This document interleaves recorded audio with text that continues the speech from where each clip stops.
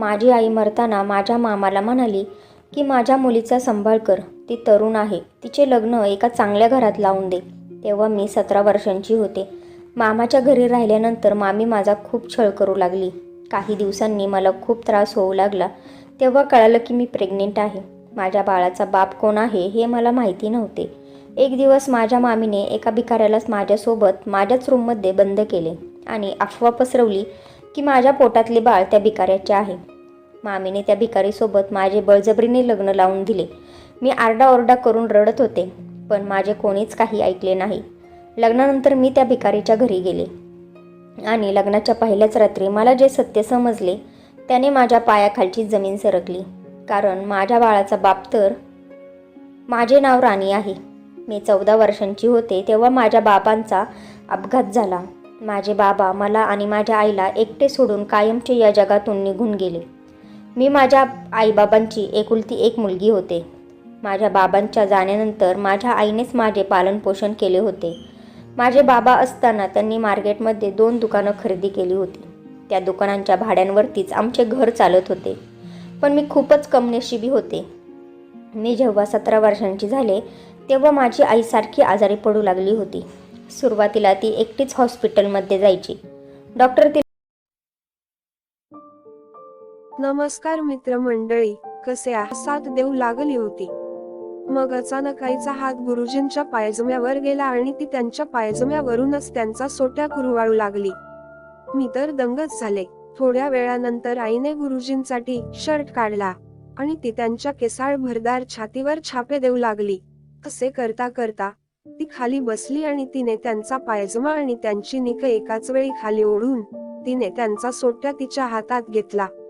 आईच्या कोमल गोऱ्या हातात गुरुजींचा काळा मोठा नागोबा मुसळासारखा लांब आणि रॉड सारखा जाड दिसत होता. ती तिच्या हाताच्या मुठीत धरून हलवू लागली. थोड्या वेळात गुरुजींनी आईला उभे केले आणि त्यांनी तिची साडी सोडली.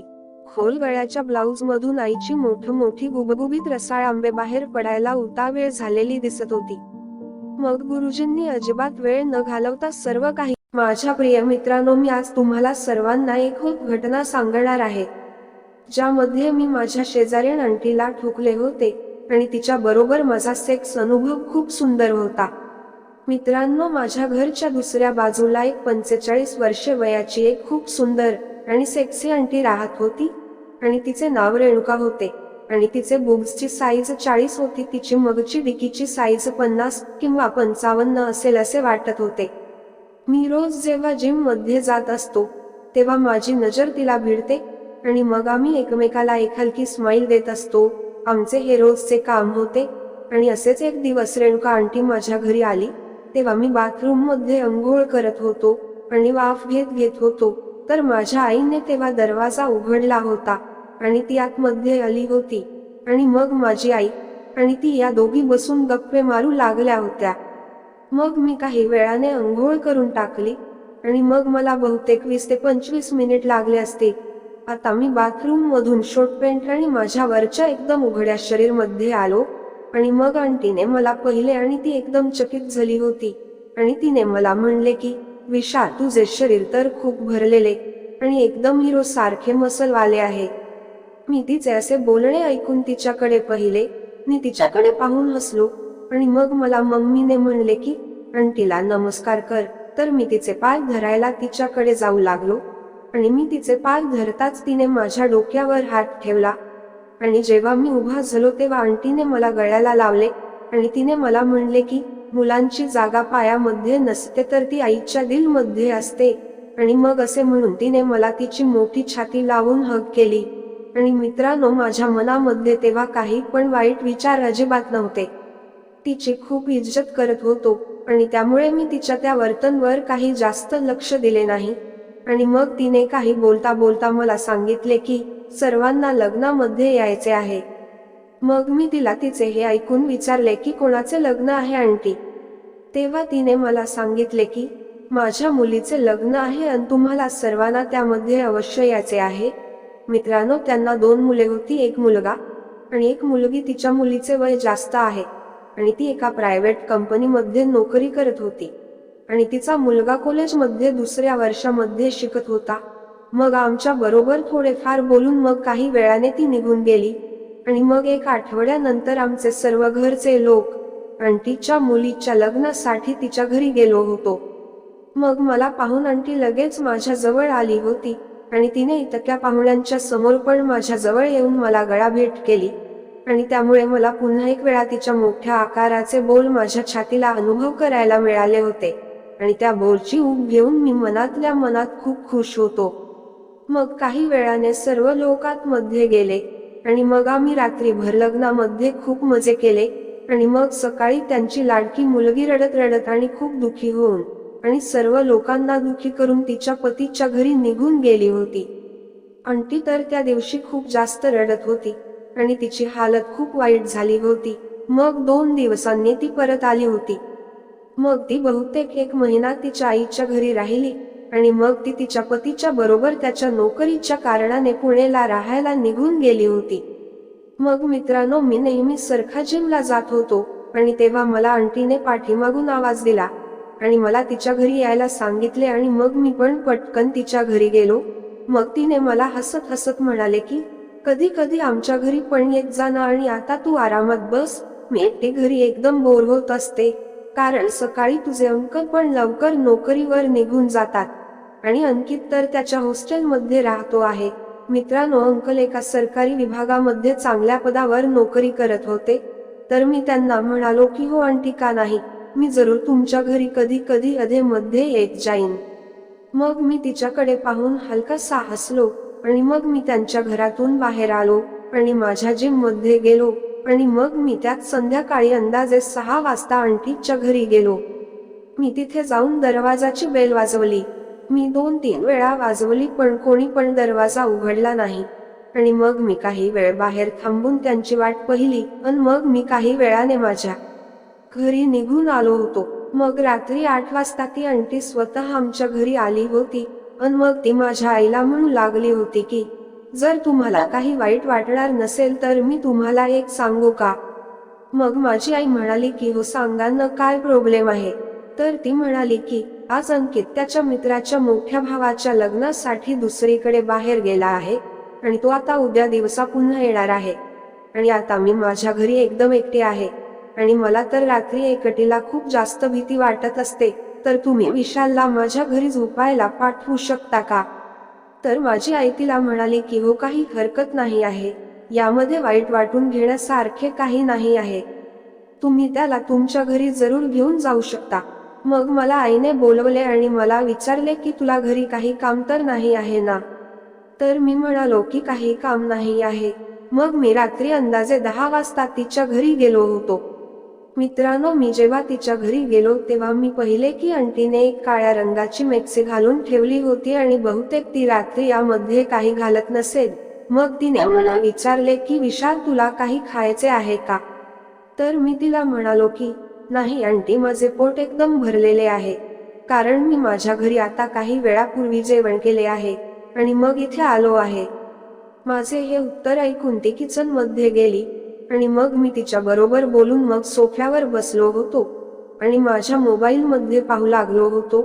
आणि मग आंटी माझ्याकडे आली आणि तिने मला सांगितले की चला आता तुला झोपायचे नाही आहे का.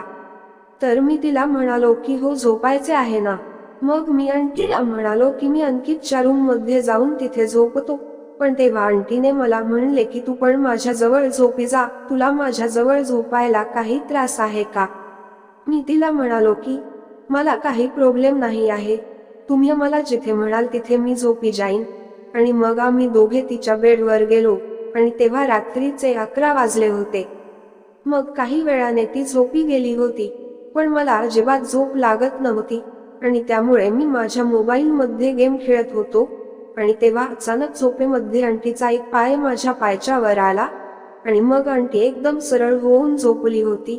मग मी माझ्या मोबाईलच्या प्रकाशात आंटीकडे पाहिले तर ती तेव्हा एकदम गाढ झोपेमध्ये झोपली होती आणि मी पाहिले की तिच्या बॉल्सचा निप्पल तिच्यावर एकदम कडक होऊन उभा झाला होता. आणि तो पाहून आता माझे विचार पण हळूहळू वाईट होऊ लागले होते आणि ते पाहून आता माझा स्वतः पण हळूहळू मोठा होऊ लागला होता. मग मी थोडी हिम्मत करून माझा एक हात तिच्या छातीवर ठेवला आणि वाह, काय मजा आली मला. मी त्यांच्या बिगर ब्रॅचच्या बॉल्सला तिच्या मेक्सीवरून अनुभव करू लागलो होतो आणि मी खूप खुश झालो होतो. मग मी चांगली संधी पाहून तिला अजून जास्त जाऊन चिकटलो आणि मग मी काही वेळाने माझ्या उभ्या झालेल्या सोटाला तिच्या मांडीवर घासू लागलो होतो. तो आता खूप टाईट झाला होता आणि मग मी तिचे बोल पण जोर जोराने दाबू लागलो होतो. तेव्हा अचानक आंटी उठली आणि मला म्हणाली की तू हे काय करत आहेस, हे एकदम वाईट आहे. मग मी तिला म्हणालो की मला माफ करा आंटी, पण मी तुम्हाला जेव्हापासून पाहिले आहे तेव्हापासून तुम्हाला माझी बायको बनवायचे स्वप्न पाहत आहे. आणि मग मित्रांनो, माझ्या तोंडाने हे ऐकून आंटी एकदम जोशमध्ये आली आणि तिने माझ्याकडे तोंड केले आणि ती म्हणाली की आता तर माझे वय झाले आहे आणि आता माझ्यामध्ये तुला अशी मजा येणार नाही जशी तू विचार करतो आहेस, पण जर तुला करायचे असेल तर करून घे तुझी इच्छा पूर्ण. मग मी तिला हे ऐकून म्हणलो की आंटी, मी रोज रात्री तुमचा विचार करून माझा माल काढून टाकतो आणि तू मला खूप जास्त आवडतेस. माझे हे ऐकून ती म्हणाली की आता तू मला तुझी बायको बनवणार आहेस तर ठीक आहे, पण आपले हे नाते आपल्याशिवाय कोणाला पण समजले नाही पाहिजे. मग मी तिला म्हणालो की मी तुम्हाला पक्के वचन देतो आहे. आणि मग ती मला म्हणू लागली की तू जरा थांब आणि मी येते. आणि मग ती काही वेळाने आली आणि तुम्हाला मी काय सांगू मित्रांनो, एकदम नागडी आली होती आणि तिने लिपस्टिक लावली होती. तिची ओठ एकदम स्वच्छ होती. आता मी दोन्ही हाताने बॉल दाबू लागलो आणि ती ओम करीत होती. आता मी तिचे बॉल तोंडात टाकून चोकत होतो आणि मग मी माझे सर्व कपडे काढून टाकले होते आणि त्यामुळे आता माझा सोटा तिच्या योनीला स्पर्श करीत होता. काही वेळ तिचे बॉल चोकून मी तिच्या पायांच्या मध्ये आलो होतो आणि मग तिच्या योनीवर माझे तोंड ठेवून मी तिचे योनी चाटीत होतो. ती पाय फाकवून सस करू लागली आणि जोरात कर असे म्हणत होती. तिने तिच्या दोन्ही हाताने माझे डोके योनीत दाबले होते. ती खूप तापली होती आणि मी पण अजिबात उशीर न करता माझा सोटा तिच्या योनीवर ठेवला आणि आत घुसवला आणि तिची योनी ठोकू लागलो. मी एक बाजूला सोटा टाकून योनी ठोकत होतो आणि एका बाजूला तोंडात घेऊन तिचे बॉल चोकत होतो. ती आता खूप गरम झाली होती आणि करत होती आणि मला जोर जोराने करायला सांगत होती. ती म्हणत होती की मला आजपर्यंत असली मजा कधी आली नाही, आज तू मला स्वर्ग दाखवून दिला आहेस. ती ओरडू लागली, मी येणार आहे, फाडून दे माझी चिमणी. मी मग 5 ते 6 ठोके मारले आणि मग मी आणि ती एकदम पाणी सोडले. मी तिच्या बिळात पाणी सोडले आणि मी तिच्यावर होऊन राहिलो. मी हळूहळू तिचे बोल कुरवाळत होतो आणि ती माझ्या डोक्यावर तिची बोटे फिरवत होती. मग मी काही वेळ आराम केला आणि मग तिच्या योनीत बोट घालू लागलो. ती करीत होती. मग मी तिच्या योनीत जीभ घातली आणि ती चाटू लागली. ती करत होती आणि मी मस्त योनी चाटत होतो. ती आई आई येस करीत होती.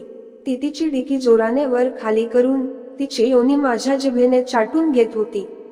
तिने माझे डोके योनीवर जोराने दाबून धरले होते. ती काही वेळाने कडक झाली आणि तिने पाणी सोडले आणि म्हणाली, बास आता, बास कर प्लीज, आता मला ठोक. मी पूर्ण मंत्रमुग्ध झालो आणि माझा सोटा एकदम लोखंडासारखा ताठून उभा झालेला होता. आता मी तिच्या पायांच्या मध्ये आलो आणि तिची योनी कुरवाळू लागलो. मग मी माझे बोट तिच्या योनीत घालायचा प्रयत्न करू लागलो आणि तिची योनी खूप टाईट होती. मग मी हळूहळू बोट आत बाहेर करू लागलो. तिला खूप मजा येत होती आणि मग मी सोटा टाकायची तयारी करू लागलो. मी खूप सारे थूक लावून सोटा सेट केला आणि एक जोरदार धक्का मारला. माझा अर्धा सोटा तिच्या योनीत घुसला होता आणि तर डोळे बंद करून जोर जोराने मौन करू लागली होती. पण मी काही वेळ थांबून तिला किस करू लागलो आणि तिचे मम्मे दाबू लागलो. असे केल्याने ती थोडी शांत झाली आणि मी परत एक धक्का मारला.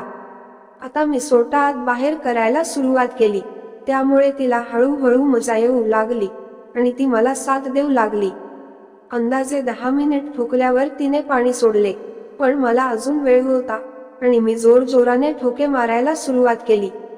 ती आनंदाने ठोक मला ठोक प्लीज आणि जोराने ठोक मला मी फक हार्ड जव मला जोरात असे म्हणू लागली. आणि थोड्या वेळाने मी तिच्या योनीत विर्याचा फवारा सोडला आणि मग मी तिच्यावर झोपलो आणि तिला किस करीत राहिलो आणि काही वेळ आम्ही रोमांस केला. मग ती मला म्हणाली की मी तुला कधी विसरणार नाही कारण तू खूप चांगला आहेस. आणि मग आम्ही एकमेकाला चिटकून झोपी गेलो होतो.